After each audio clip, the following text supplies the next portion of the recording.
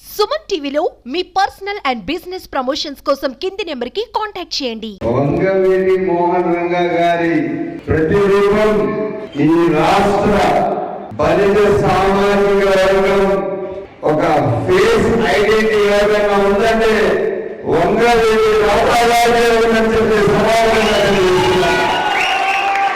ఎందుకంటే ఆయనే కాపు బలిజ సామాజిక వర్గానికే కాదు ఆంధ్ర రాష్ట్ర ప్రజలందరికీ వంగవీటి రంగా గారు స్ఫూర్తి అని చెప్పి తెలియజేస్తున్నాం మీ అందరికీ. ఈ కార్యక్రమానికి చేసిన అన్నగారు రాజన్న గారికి స్వాగతం సుస్వాగతం. ఈరోజు రాధా గారు మదనపల్లికి రావడం, ఆయనతో కలిసి మనం కార్యక్రమం చేయడం, ఇది మొత్తం రాజంపేట్ పార్లమెంట్ సెగ్మెంట్ కి ఒక మెసేజ్ ఇవ్వబోతున్నాము. ఎందుకంటే 3 లక్షల పైచిలుకున్న కాపు సామాజిక వర్గం తెలుగుదేశం పార్టీ, జనసేన, బీజేపీతో ఉంది. వంగవీటి రాధా గారంటే మొత్తం కాపు బలిజ సామాజిక వర్గం ఉన్నట్లే చెప్పి సభాపతిగా మాట్లాడుతున్నారు. ఇదే కాకుండా ఆయన వాళ్ళు చేసిన నాయకత్వం, రంగా గారు చేసిన స్ఫూర్తి, రంగా గారు చేసిన పనితీరు మన ఆంధ్ర రాష్ట్రానికి అంత ఒక స్ఫూర్తి, మనకందరికీ ఒక నడకూరు ఒక ముందు చూపు తెలియజేస్తున్నాను. ఈ రోజు తెలియజేస్తున్నాను. ఈ రోజు రాష్ట్ర ప్రభుత్వంకి తరలి కొట్టే అవసరం ఉంది. ఏ సందర్భంలో రాష్ట్ర ప్రజలు వదలలేదు.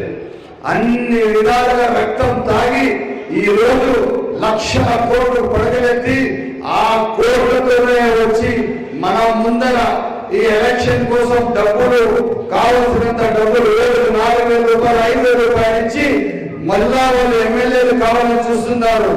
ఎక్కడైనా కానీ ప్రమాదవశాత్తు ఎమ్మెల్యేలు లేకపోతే రేపు మన ఇంట్లో మన చేతిలో ఉండవు, మన భూములు మన చేతిలో ఉండవు. మనం యావత్తు సర్వస్వం కోల్పోతున్నామని తెలియజేస్తున్నాను. ఎట్టి పరిస్థితిలో ఏ ఒక్కరు కూడా వెనకాడకూడదు. ప్రతి ఒక్కరు నడుము బిగించాలా, బాధ్యత తీసుకోవాలా. ఎట్టి పరిస్థితుల్లో జగన్మోహన్ రెడ్డి మనిషి, వైఎస్ఆర్ పార్టీ ఎమ్మెల్యేలు, వార్డు మెంబర్లు కూడా కాకుండా ఆ బాధ్యత 6 కోట్ల ఆంధ్రను తీసుకోవాలి. వీళ్ళు చేసిన పరిపాలన పూర్తి ప్రజా వ్యతిరేక పరిపాలన, ప్రజా శ్రేయస్సు పరిపాలన చేయలేదు, ప్రజల కోసం పరిపాలన చేయలేదు. వీళ్ళు 5 కోట్లు ఖర్చు పెట్టి 500 కోట్లు కొట్టేశారు. అందుకోసం ఈ ప్రభుత్వం వైఎస్ఆర్ ప్రభుత్వం ప్రజా వ్యతిరేక ప్రభుత్వం. ప్రజల ఇష్టం కోసం కాదు, ప్రజల అయిష్టంతో పూర్తిగా ప్రజలు ఉన్న సొత్తులు ఏవే ఉన్నాయో, ఇసుక దేవుడిచ్చిన ఇసుక 6,000 రూపాయలు ట్రాక్టర్కి అమ్ముతున్నారు. ఎవడొక్క శ్రమం, ఎవరిచ్చారు అధికారము? దేవుడిచ్చిన మాకు ఇసుకకు మీరు పెద్దలను చెలాయించి 6,000 అమ్ముతారా?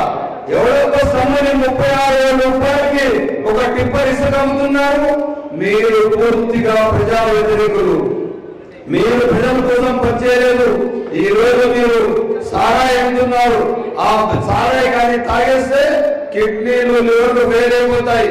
ఇదే కాకుండా మైనింగ్ పూర్తిగా సర్వనాశనం చేసేసారు ఈ రాష్ట్రంలో. ఇదన్నీ ఒక పక్క ఉంటే భూ కబ్జాలు తాండవం ఆడుతున్నాయి. కడప జిల్లాలో ఒక్కొక్క ఎమ్మెల్యే 10,000 కోట్లు పడగలెత్తారు. ఎక్కడ కూడా వదలలేదు. సికేటిని అనే ఒక మండలం ఉంది కడపలో. ఆ ఒక్క మండలంలోనే 5,000 కోట్ల రూపాయలు కలిగిన భూములు భూ కబ్జా చేశారు.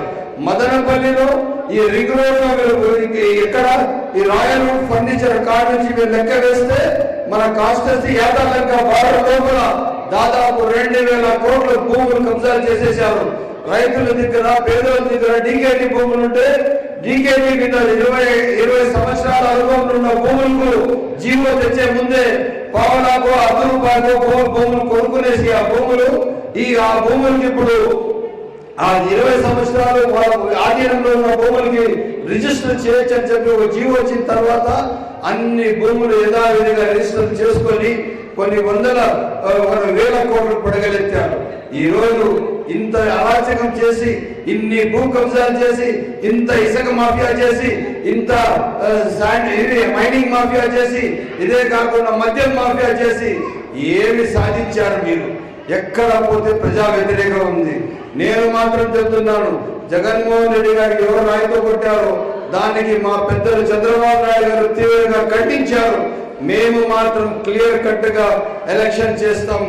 రాష్ట్రానికి ఒక బాధ్యత కలిగిన పౌరుగా పనిచేస్తాం. వివక్షతో పనిచేయము. కాకపోతే ఆ రాయి ఎవరు కట్టినా దానికి ఖండించాము కానీ కాకపోతే దానికి తెలుగుదేశం పార్టీకి ఏమి సంబంధం లేదు. దానికి తెలుగుదేశం పార్టీ మీద బురద చల్లి ఆ సానుభూతి పొందాలని చూస్తున్నారు. మీరు 5 సంవత్సరాల ముందు కోడిగొత్తు సీని దాంట్లో కూడా అట్లే చేశారు. మళ్ళా అతనికి ఎందుకు పేరు రాకుండా చేశారు? 2 సంవత్సరాలు ఏం జరిగింది? వాస్తవం అది. ఎవరు ఎంత పొడిచారు, ఎంత డెప్త్ పోయింది, ఏదన్నా చెయ్యి నరాలు ఏమైనా తెగిపోయినాయా? ఏమీ లేదు కదా. అంత చిన్న కేసుకి ఇన్ని రోజులు అతనికి లోపల పెట్టే అవసరం ఏముంది? వాస్తవాలు బయట వస్తాయనా? ఈ రోజు లేకపోతే వాస్తవాలు అనేది మీ స్వరూపం అనేది ప్రజలు తెలుసుకున్నారు. ముఖ్యమంత్రి అనే మనిషి ఎప్పుడు 4.5 సంవత్సరం తాడేపల్లి ప్యాలెస్ లో పడుకున్నారో అప్పుడే తెలిసిపోయింది ఇతను వచ్చి రాష్ట్రానికి ఏ సమర్థవంతమైన ముఖ్యమంత్రి కాదు. ఇతను తాడేపల్లి ప్యాలెస్ ముఖ్యమంత్రి. తాడేపల్లి ప్యాలెస్ లోనే ఆయన సజావుగా ఉంటారని చెప్పి ఆయన సరిగ్గా ఆడిపెట్టారు. రేపు ఖచ్చితంగా అదే ప్యాలెస్ లో ఆయనకి మనుషులు కూర్చోబెట్టేస్తారు కానీ రాష్ట్ర ముఖ్యమంత్రి హోదాలో కూడా ఉండాలని చెప్పి, ఏం ప్రతిపక్ష హోదా కూడా కోల్పోతారని చెప్పి తెలియజేస్తున్నాను. ఎందుకంటే పూర్తిగా వివక్షతో ప్రభుత్వం నడిపారు. ఈ రోజు మీకు తెలుసో లేదో, మీ పిల్లలకి భవిష్యత్తు లేదు. 12 లక్షల కోట్ల అప్పులతో ఈ రాష్ట్రం అప్పుల ఊపిలో ఊగిసలాడుతూ ఉంది. రేపు మన పిల్లల భవిష్యత్తు కావాలంటే సంక్షేమం ఎలా చేస్తాం? ఏమన్నా రాయితీలు ఎలా ఇస్తాం? రేపు ఈ రాష్ట్ర అభివృద్ధి ఎలా చేస్తాం? మదనపల్లి మొత్తం గుంతలమయం అయిపోయింది. మదనపల్లి అభివృద్ధి శూన్యంగా ఉంది. ఏమి చేశారు జగన్మోహన్ రెడ్డి గారని మీ ద్వారా సభాముఖంగా సూటి గడుపుతున్నాను. 2 పర్యాయాలు ఎంపీ మిథున్ రెడ్డి గారు గెలిపించడం జరిగింది. ఈ సభా సాక్షిగా అడుగుతున్నాను, మిథున్ రెడ్డి గారు ప్రతి సంవత్సరం మీద 5 కోట్ల రూపాయలు మీకు ఫండ్స్ వచ్చింది. ఒక్క సంవత్సరం అన్నా మీరు 2 కోట్లు మదనపల్లికి ఇచ్చారా? ఈ 5 సంవత్సరాలు వచ్చి జగన్మోహన్ రెడ్డి గారికి చెవు కూడా మిథున్ రెడ్డి నోరు కూడా. జగన్మోహన్ రెడ్డి గారు ఏం మాట్లాడాలన్నా కూడా మిథున్ రెడ్డి మొత్తం. ఇంత ఆయనకు అంత మంచి ఆయనతో సంబంధాలు ఉన్నా కూడా మన కాన్స్టిట్యున్సీ మాత్రం ఏం బాగా చేయలేదు. ఎంపీ గారు మాటలు మాత్రమే మంచి కానీ పని చేసింది ఏమి లేదు. ఖచ్చితంగా ఈసారి ఎంపీ మిథున్ రెడ్డి గారు కూడా ఇంటికి పంపించాల్సిన అవసరం వచ్చింది. మనం అందరం సిద్ధం ఉన్నామా? సిద్ధమా? సంసిద్ధం. వాళ్ళ సిద్ధానికి మనం సంసిద్ధం. అందుకోసం దయచేసి మనం అందరం బాధ్యత తీసుకోవాలా. రాధన్న గారు వచ్చారు, నేను మనస్ఫూర్తిగా స్వాగతిస్తున్నాను. ఆయన ద్వారా ఈ రాజంపేట్ పార్లమెంట్ సెగ్మెంట్ కి మెసేజ్ వెళ్తాది. కాపు బలిజ సామాజిక వర్గం ఒకటై మీరందరూ బాధ్యత తీసుకొని రేపు జరిగే ఎలక్షన్ కి మీరే సర్వస్వం తెలియజేస్తూ, ఏదైతే నేను నిన్న అనౌన్స్ చేశానో, మనం కాపు బలిజ సామాజిక వర్గానికి 1 ఎకరా స్థలం, 1.5 కోట్ల రూపాయలు కమ్యూనిటీ హాల్ కి, పైన పేద పిల్లల కోసం హాస్టల్ కి, ఆ మాటకి నేను ఇప్పుడు కూడా కట్టుబడి ఉన్నానని చెప్పి తెలియజేస్తున్నాను. అదేవిధంగా ఇప్పుడు మున్సిపల్ వైస్ చైర్మన్ 2గా జింకా చలపతి గారు ఉన్నారు, వైఎస్ఆర్సీపీ. నా దగ్గరికి వచ్చి ఎలక్షన్ రోజుల్లో మున్సిపల్ అన్నా మీ క్యాండిడేట్ విడ్రా చేయన్నా, నాకు మున్సిపల్ చైర్మన్ ఇవ్వబోతున్నాను నా భార్యకి అన్నారు. కాపు సామాజిక వర్గానికి, కాపు బలిజ సామాజిక వర్గానికి న్యాయం చేయబోతున్నారు మా పెద్దిరెడ్డి రామచంద్రారెడ్డి గారు. మీరు దయచేసి మీ క్యాండిడేట్ విడ్రా చేయనా, నేను ఎనానమస్ అయితే నాకు తప్పకుండా నా భార్యకి చైర్మన్ పదవి వస్తుందన్నా అన్నారు. చలపదన్నా, నువ్వు వైఎస్ఆర్ పార్టీ, ఆ రోజుల్లో నేను కాంగ్రెస్. అక్కకు చైర్మన్ పదవి వస్తుందని నువ్వు ఖచ్చితంగా ఒక మాట నాకు నువ్వు మాట్లాడు, ఫోన్లో స్పీకర్ ఆన్ చేసి పెద్దిరెడ్డి రామచంద్రారెడ్డి గారు కన్ఫర్మ్ చేస్తే ఇప్పుడే రాజీనామా చేసేస్తాను. లేదన్నా నాకు ఖచ్చితంగా చెప్పినారన్నా, దయచేసి నువ్వు ఎట్టి పరిస్థితుల్లో నాకు సౌకర్యం అంటాడు, నువ్వు మీ మనిషికి విడ్రా చేయించి సౌకర్యం, నా భార్య చైర్మన్ అవుతాడు. అవునా?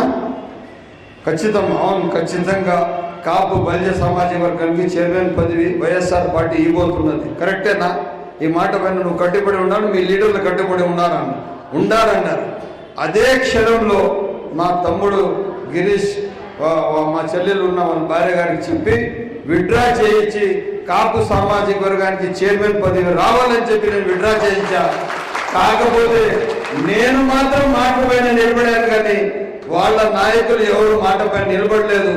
అదే ఒక సరైన లీడర్లో అవకాశవాది లీడర్ మధ్యలో ఉన్న తేడా అని చెప్పి తెలియజేస్తూ, ఈ వైఎస్ఆర్సీపీ నాయకులు అవకాశవాదులు ఎప్పుడు ఎవరికి ఇచ్చిన మాట నిలబెట్టుకోరు.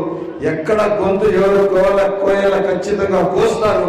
మనం ఇంకా ఇటువంటి నాయకులు మనకు అవసరం లేదు. మదనపల్లి జిల్లా సాధించుకున్నాం, మన మదనపల్లికి మనం అభివృద్ధి చేసుకుందాం. ఇంకా వీళ్ళ అవసరం మనకు లేదని చెప్పి సభాముఖంగా తెలియజేస్తున్నాం.